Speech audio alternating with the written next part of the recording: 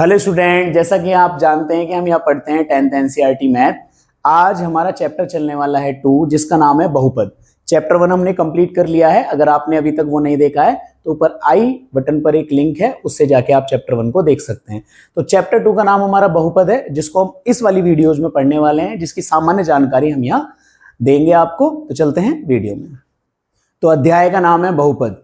तो बहुपद क्या होता है? आपने पिछली क्लासेज में पढ़ा होगा बहुपद के बारे में कि बहुपद जो होता है वो एक ऐसा बीजीय व्यंजक होता है जिसमें प्रत्येक चर की घात एक पूर्ण संख्या होती है। क्या होती है? पूर्ण संख्या। पूर्ण संख्या कौन सी होती है आपको पता होगा कि पूर्ण संख्या होती है 0, 1, 2, 3, 4। जितनी भी प्राकृतिक संख्या होती है उनके साथ 0 और लगा दीजिए, वो सभी पूर्ण संख्या होती हैं।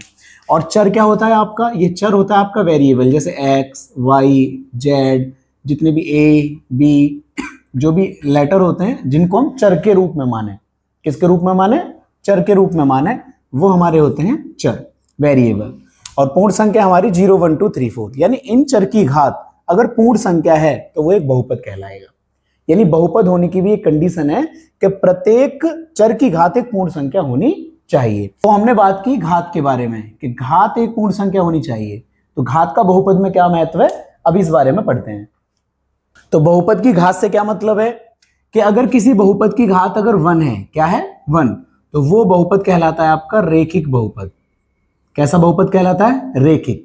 अगर किसी बहुपद की घात 2 है तो वो कहलाता है आपका द्विघात बहुपद। अगर किसी बहुपद की घात 3 है तो वो कहलाता है आपका त्रिघात बहुपद। ऐसी अगर 4 है तो चतुर्थ घात बहुपद, 5 है तो पंचघात बहुपद।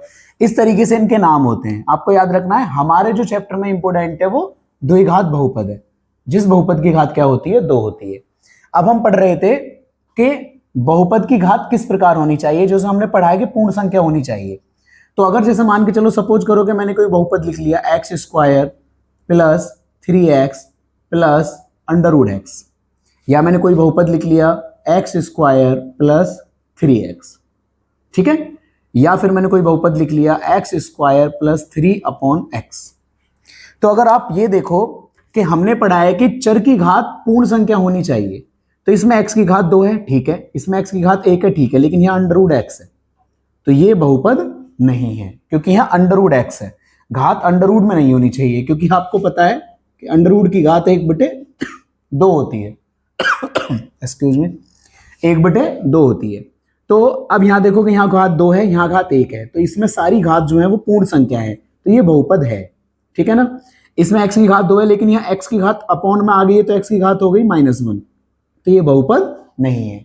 तो ठीक है ना? अब बात रही कि ये वाला बहुपद है, तो ये कौन सा बहुपद है?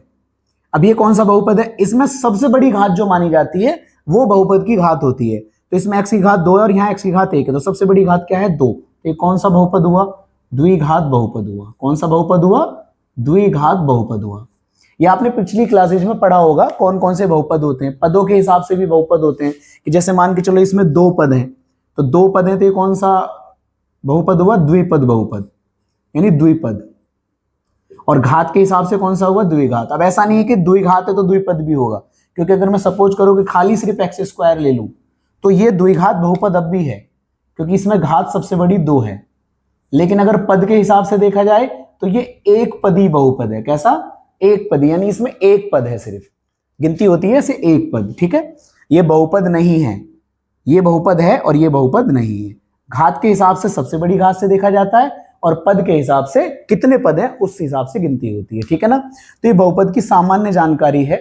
अब हमारी बात आती है कि जो हमारा नाम आएगा इस वाले चैप्टर में वो आएगा शून्यक। शून्यक क्या होता है तो अब जानते हैं आगे इस वीडियो में। तो शून्यक क्या है? तो शून्यक एक ऐसा जादुई अंक है, यानी अगर आपने उसका मान बहुपद में रख दिया तो वो तुरंत उसका मान शून्य कर देता है।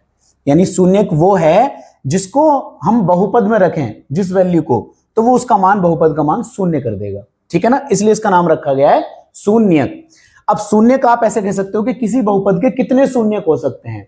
तो आप जान समझ लो कि जैसे आपने देखा होगा कि जो ग्राफ होता है, ठीक है ना, मान लो ये ग्राफ है हमारा, अगर हम इसे px से बना रहे हैं, px से बना लो, fx से बना लो, px से बना रहे हैं तो x का मतलब है कि x, और अगर py से बना रहे हैं तो इसका मतलब है कि y, ठीक है ना? अगर आप पी एक्स से बना रहे हो तो अगर हमने कोई भी ग्राफ खींच लिया, ठीक है ना, तो इसका मतलब है कि पी एक्स का मतलब है कि एक्स को ये ग्राफ कितने बिंदुओं पर काट रहा है।